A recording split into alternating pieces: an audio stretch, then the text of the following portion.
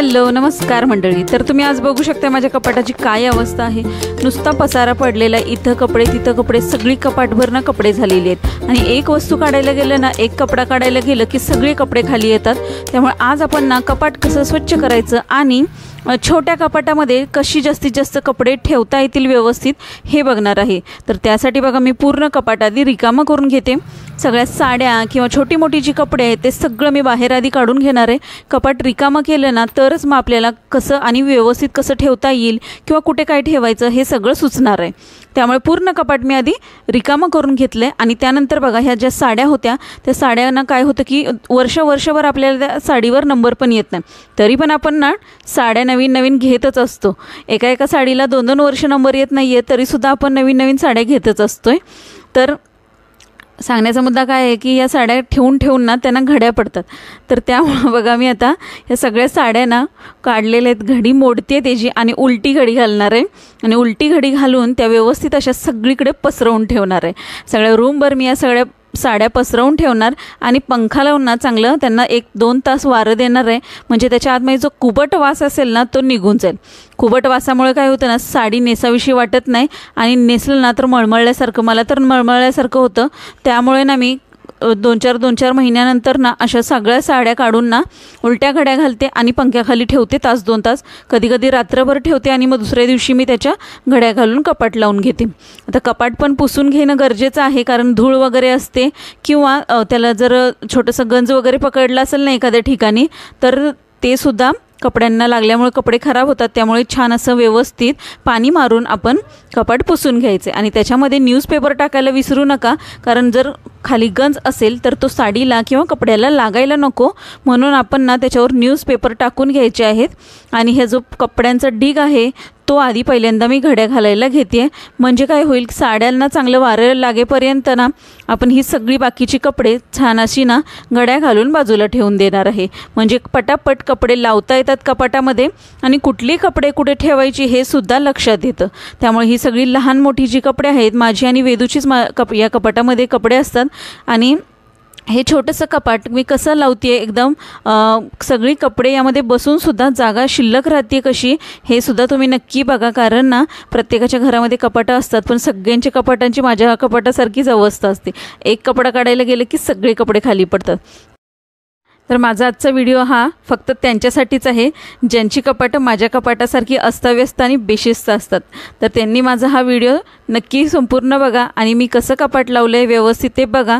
आणि तुम्हीसुद्धा तुमचं कपाट तसंच व्यवस्थित लावा। माझ्याकडे कुठलंही ऑर्गनायझर नाही आहे किंवा काही नाही आहे, आपल्या साधी तिजोरी आहे ही, त्याच्यामध्ये मी व्यवस्थित जागा करून कपडे लावलेत।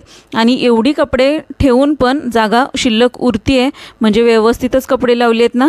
तुम्ही नक्की बघा माझा व्हिडिओ पूर्ण आणि तुम्हीसुद्धा तशा पद्धतीने तुमची कपडे लावण्याचा कपाट लावण्याचा प्रयत्न करा। आणि काय होतं, कपाट व्यवस्थित लावलं की सगळी कपडे आपल्याला व्यवस्थित मिळतात। आणि कसं असतं की जागच्या जागी असतात, कुर्ते एका बाजूला असतात, साड्या एका बाजूला असतात किंवा आपली ब्लाउजच एका बाजूला असले ना की व्यवस्थित ह्या साडीवरचा हा ब्लाऊज हे व्यवस्थित आपल्याला काढता येतं। त्यामुळे कपाट हे एक 2-3 महिन्यानंतर ना व्यवस्थित लावत गेलं ना की कपडेसुद्धा व्यवस्थित आपल्याला हवी ती कपडे मिळतात सुद्धा।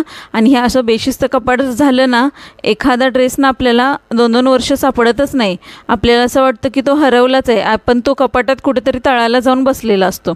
त्यामुळे ना कपाट हे 2-3 महिन्यानंतर व्यवस्थित लावणं गरजेचंच आहे। ह्या 2 फक्त ना बॅग माझ्याकडे आहेत बघा, ह्या बॅगमध्ये मी आता सगळा व्यवस्थित पसारा ठेवते। माझ्याकडे ड्रेस टॉप खूप कमी आहेत, त्यामुळे मी एका बॅगेमध्ये माझे सगळे टॉप आणि ड्रेस बसवणार आहे। म्हणजे सारखं त्या ड्रेस एकीकडं, पॅन्ट एकीकडं, ओढणी एकीकडं, त्यापेक्षा ना एकच बॅग बाहेर काढायची आणि त्याच्यातून आपले ड्रेस टॉप जो काय आपल्याला हवा आहे तो त्याच्यामधून काढून घ्यायचा। त्यामुळे मी सगळे ड्रेस आणि टॉप ना या एका बॅगेमध्येच बसवणार आहे, ज्याच्यामुळे मला कधीही जेव्हा ड्रेस टॉप पाहिजे असेल तेव्हा व्यवस्थित काढता येईल। आणि बघू शकता सगळे एका बॅगेतच माझे सगळे ड्रेस आणि टॉप बसलेले आहेत। आणि अजून एक माझ्याकडे बॅग आहे, 2 बॅगा मी घेतल्या होत्या, तर त्या दुसऱ्या बॅगमध्ये मी फक्त माझे ब्लाउजेस ठेवणार आहे.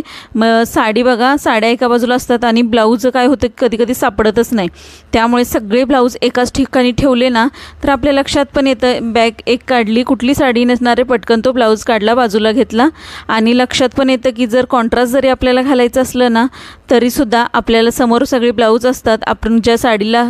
आपण ज्या साडी नेसणार आहे तिच्यावर कॉन्ट्रास्ट ब्लाऊज हवा असेल तो सुद्धा याच्यामधून आपल्याला पटकन सापडू शकतो आहे. त्यामुळे मी सगळे ब्लाऊज एकत्र एकाच बॅगमध्ये ठेवते आणि सगळ्यांचे असे हुक लावून व्यवस्थित घड्या घालून ठेवते, जेणेकरून ना त्याच्यावर चुन्या पडायला नको आणि जेव्हा कुठं आपल्याला बाहेर जायचं असेल किंवा आपली गडबड असेल त्यावेळेस आपल्याला इस्त्री करावी लागू नये म्हणून ना सगळ्यांना असं व्यवस्थित हुकं लावून एकदम छान अशी घडी घालून ठेवायचं, म्हणजे आपल्याला जेव्हा घालायचं आहे त्यावेळेस आपल्याला इस्त्री शोधत बसायला नको.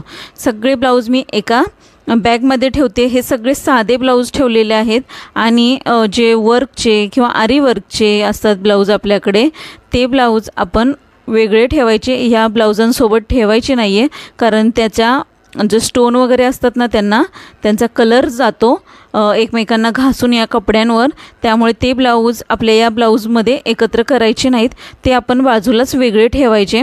हे साधे ब्लाऊज आहेत ना ते सगळे मी एका बॅगमध्ये आधी ठेवून घेणार आहे आणि नंतरचे माझे स्टोनचे किंवा वर्क केलेले आहेत ना ते एका प्लॅस्टिक बॅगमध्ये ठेवणार आहे, जेणेकरून ती बॅगसुद्धा आपल्याला पटकन काढता येईल. हे बघू शकता माझ्याकडे स्टोनचे वगैरे वेगळे ब्लाऊज आहे, त्याचं स्टोनसुद्धा न जरा इकडं तिकडं झालं किंवा अडकलं ना कशात तरीसुद्धा हे सगळे स्टोन निघणार आहेत. आणि हे जे चांगले भारीतले ब्लाऊज आहेत ते सुद्धा मी बाजूलाच ठेवते. आणि वर्कचे आहेत बघा, हे वर्कचे आहेत, हे सुद्धा वर्कचेच आहेत आणि ही सुद्धा चांगल्या लेसचं ब्लाऊज आहे आरीवर्कसारखा आणि हा माझा आरीवर्कचा ब्लाऊज आहे. हे सगळं ना मी एकदम व्यवस्थित बाजूला दुसऱ्या ह्याच्यामध्ये ठेवणार आहे प्लॅस्टिकच्या बॅगमध्ये, कारण यांच्यावर जे स्टोन वगैरे आहेत ना ते पडू नयेत किंवा त्याचा कलर जाऊ नये म्हणून ना मी याला बाजूलाच ठेवते, त्या ब्लाऊजमध्ये मिक्स नाही केलेले. हे सुद्धा ब्लाऊज व्यवस्थित घड्या घालून ठेवणार आहे. आणि नंतर मग ही बघा प्लॅस्टिकची बॅग आहे, आपल्या साड्यांना आता मिळतात बघा, साड्यासुद्धा अशा बॅगमधूनच येतात, मग त्याच पिशव्या मी ठेवते बाजूला. चेनवाल्या वगैरे असतात ना किंवा बटनवाल्या असतात त्याच्यामध्ये ब्लाऊज वगैरे हातरुमाल असं सगळं ना एका बॅगमध्ये ठेवलं ना व्यवस्थित तर आपल्याला ते व्यवस्थित सापडतं सुद्धा. आणि हे स्टोन वगैरे असणारे ब्लाऊज कसे असतात, धागा एखादा अडकला दुसऱ्या ब्लाऊजमध्ये किंवा कशात तर ओढला ना की ते सगळे स्टोन निघतात सुद्धा आणि स्टोन काय होतात एकमेकांवर जास्त घासून पण ते कलर जातो. त्यामुळे हे स्टोन वगैरेवाले जे ब्लाऊज आहेत ते सगळे मी बाजूला एका बॅगमध्ये ठेवते. आणि आरी वर्कचा ब्लाऊज असेल ना तो वेगळा ठेवायचा बरं का, प्लॅस्टिकच्या पिशवीमध्ये तो वेगळाच ठेवायचा, कारण आरीवर्कच्या ब्लाऊजवरचे जे स्टोन असतात ते सुद्धा कलर जातो त्याचा एकमेकांना घासून, त्यामुळे ना आरीवर्कचा ब्लाऊजसुद्धा प्लॅस्टिक बॅगमध्ये अगदी व्यवस्थित बाजूला ठेवून द्यायचा. आता हे झाले माझे ब्लाऊज वगैरे ड्रेस सगळे मी व्यवस्थित करून झाले, कपडे मस्त अशी घड्या घालून एकदम व्यवस्थित करून झालेली आहेत, म्हणजे काय होईल की पटापट यांना कपाटामध्ये लावता येईल. आता बघू शकता मी पटापट सगळ्या बॅगा वगैरे खालच्या बाजूला ठेवून देणार आहे. बॅगा किंवा ह्या ज्या पिशव्या आहेत ब्लाऊजच्या किंवा वेदूच्या ड्रेसच्या ज्या पिशव्या आहेत त्या सगळ्या मी याच्यामध्ये एका बाजूला ठेवून देणार आहे, म्हणजे वरच्या कप्प्यांमध्ये बाकीची कपडे आणि साड्या सगळं व्यवस्थित ठेवता येईल. आता मी वेदूची कपडे एका कपामध्ये ठेवली आहेत छोटी, म्हणजे तिला तिच्या उंचीनुसार तिची कपडे पटकन काढता येतील. आणि वरती मी माझ्या सगळ्या साड्या वगैरे लावून ठेवणार आहे आणि जितके माझ्याकडे हे फक्त हँगर एवढेच आहेत, 5-6 हँगर आहेत, त्यामुळे मी एवढे आहेत तेवढ्यातच साड्या लावून घेतलेल्या आहेत. जेव्हा आणि नंतर तेव्हा मग बाकीचे लावून घेईन. आणि मग बाकीच्या ज्या साड्या होत्या ना त्या सगळ्या अशा घड्या घालून ठेवलेल्या आहेत, म्हणजे एकावर एक छान अशा व्यवस्थित दिसतील पण आणि कुठली पाहिजे ती पटकन काढता पण येईल असं मी घड्या घालून एकावर एक ठेवून देते. आणि ज्या स्टोनची जी साडी होती पिंकवाली बघितली ना ती साडी स्टोनची होती पण जड पण होती जास्त, त्यामुळे तिला मी अशा बाजूला ठेवून देणार आहे बघा, स्टोनच्या वगैरे साडी असणारी.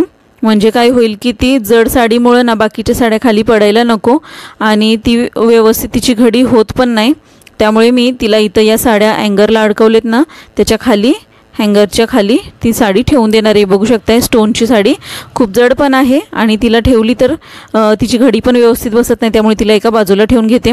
आणि बघू शकता एकदम व्यवस्थित असं आपण कपाट लावलेलं आहे। अजून सुद्धा याच्यामध्ये इतकीच कपडे बसतील, इतकी जागा आपल्याकडे शिल्लक आहे, यातले अर्धी कपडे तर नक्कीच बसू शकतील। आणि व्यवस्थित असं आपण कपाट लावलेलं आहे। तुम्ही सुद्धा बघा व्हिडिओ आणि तुमचं सुद्धा कपाट असं छान असं लावून घ्या, म्हणजे काय होईल कपडे पटापट आपल्याला सापडतील।